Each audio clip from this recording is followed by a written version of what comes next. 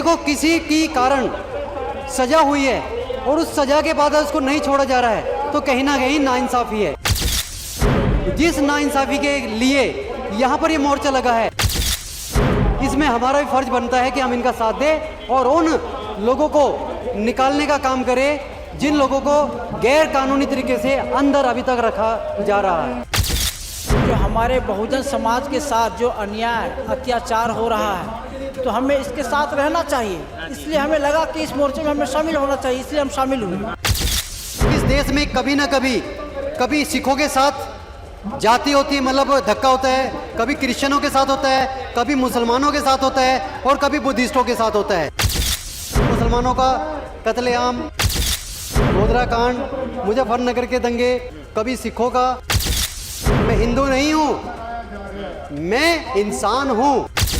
गुरु गोबिंद सिंह महाराज ने एक समाज सृजिया, सारिਆਂ ਨੂੰ ਇਕੱਠਾ ਕੀਤਾ गुरु गोबिंद सिंह महाराज ने। ਤੇ ਸਾਡਾ ਮਿਸ਼ਨ ਉਹੀ ਆ, ਸਰਬੱਤ ਦੇ ਭਲੇ ਦਾ। ਬੰਦੀ ਸਿੰਘਾਂ ਦੀ ਰਿਹਾਈ ਲਈ ਲੱਗੇ ਮੋਰਚੇ ਦੇ ਵਿੱਚ ਅੱਜ ਇੱਕ ਕਾਲੇ ਦਿਨ ਦੇ ਵਜੋਂ, ਰੋਸ ਦੇ ਵਜੋਂ ਮਨਾਇਆ ਜਾ ਰਿਹਾ। ਮਾਰਚ ਵੀ ਕੱਢਿਆ ਗਿਆ ਔਰ ਨਾਲ ਇੱਥੇ ਵੱਖ-ਵੱਖ ਭਾਈਚਾਰਿਆਂ ਦੇ ਲੋਕ ਵੀ ਸਮਰਥਨ ਵਿੱਚ ਪੁੱਜੇ ਨੇ। ਇਹ ਜਿਹੜੇ ਵੀਰ ਖੜੇ ਨੇ ਨਾਲ, ਇੱਧਰ ਬਾਪੂ ਜੀ ਖੜੇ ਨੇ, ਇਹਨਾਂ ਨਾਲ ਗੱਲ ਕਰਦੇ ਆ ਕਿ ਇਹਨਾਂ ਨੂੰ ਕਿਉਂ ਲੱਗਿਆ ਕਿ ਇਸ ਮੋਰਚੇ ਦਾ ਹਿੱਸਾ ਬਣਨਾ ਚਾਹੀਦਾ। ਸਭ ਤੋਂ ਪਹਿਲਾਂ ਤਾਂ ਇਹ ਦੱਸੋ ਜੀ, ਤੁਹਾਨੂੰ ਕਿਉਂ ਲੱਗਿਆ ਕਿ ਬੰਦੀ ਸਿੰਘਾਂ ਦੀ ਰਿਹਾਈ ਲਈ ਲੱਗਿਆ ਮੋਰਚਾ, ਇਸ ਦੇ ਵਿੱਚ ਤੁਹਾਨੂੰ भी शामिल होना चाहिए? सर, इसका तो ये है सीधा सीधा, इसका नाता तो इंसानियत से है, या इंसानियत से अगर थोड़ा और हम आगे चलते तो जो कॉन्स्टिट्यूशन है, संविधान है, उसने मतलब सबको जीने का अधिकार दिया है। और किसी को किसी की कारण सजा हुई है और उस सजा के बाद उसको नहीं छोड़ा जा रहा है तो कहीं ना कहीं नाइंसाफ़ी है।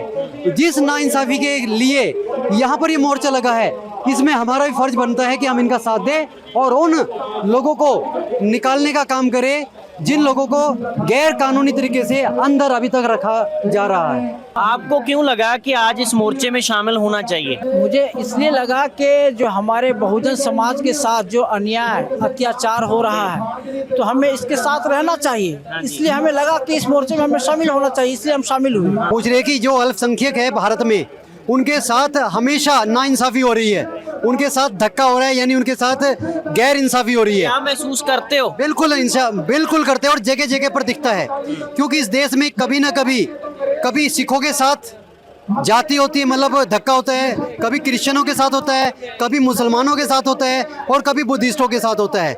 लेकिन इस देश की जो व्यवस्था है, उस देश पर जो काबिज है, वो इस देश के जो अपने आप को हिंदू कहने वाले लोग हैं, एक हिंदू के अनुसार वो सिर्फ हिंदू को ही कहते हैं कि बस इसको बचाओ, बाकी सारे सबको वो दुश्मन समझते हैं। इसलिए कभी ना कभी मुसलमानों का कत्लेआम, गोधरा कांड, मुजफ्फरनगर के दंगे, कभी सिखों के साथ वही काम होता है। पंजाब में 84 के दंगे हो जाते हैं, कभी क्रिश्चियनों के चर्च जलाए जाते हैं, कभी बुद्धिस्टों के साथ हमले होते हैं।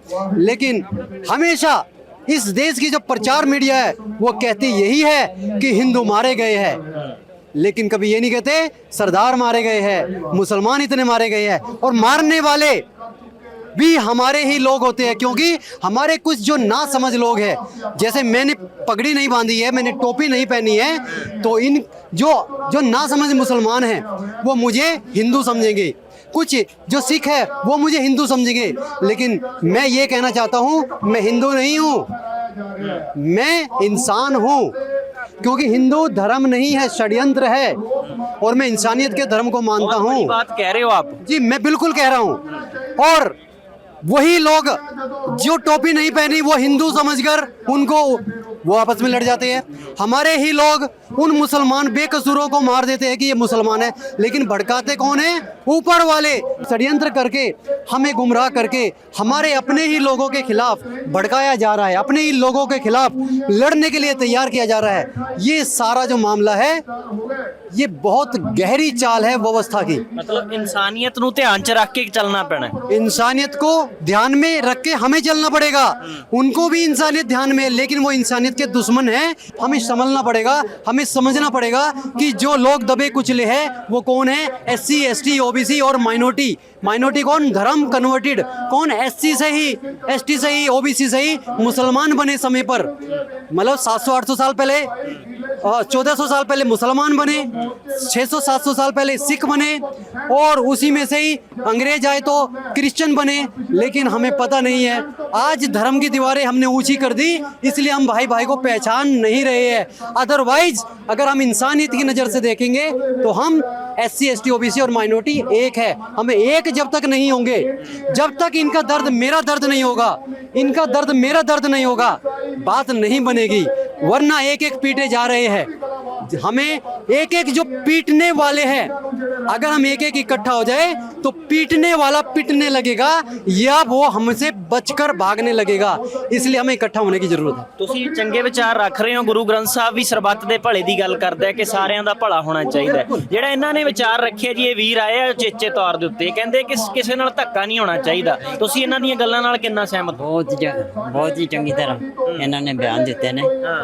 ਬਹੁਤ ਹੀ ਹੈ ਵੀ ਗੁਰੂ ਗੋਬਿੰਦ ਸਿੰਘ ਮਹਾਰਾਜ ਨੇ ਇੱਕ ਸਮਾਜ ਸਿਰਜਿਆ, ਸਾਰਿਆਂ ਨੂੰ ਇਕੱਠਾ ਕੀਤਾ ਗੁਰੂ ਗੋਬਿੰਦ ਸਿੰਘ ਮਹਾਰਾਜ ਨੇ, ਤੇ ਸਾਡਾ ਮਿਸ਼ਨ ਉਹੀ ਆ ਸਰਬੱਤ ਦੇ ਭਲੇ ਦਾ।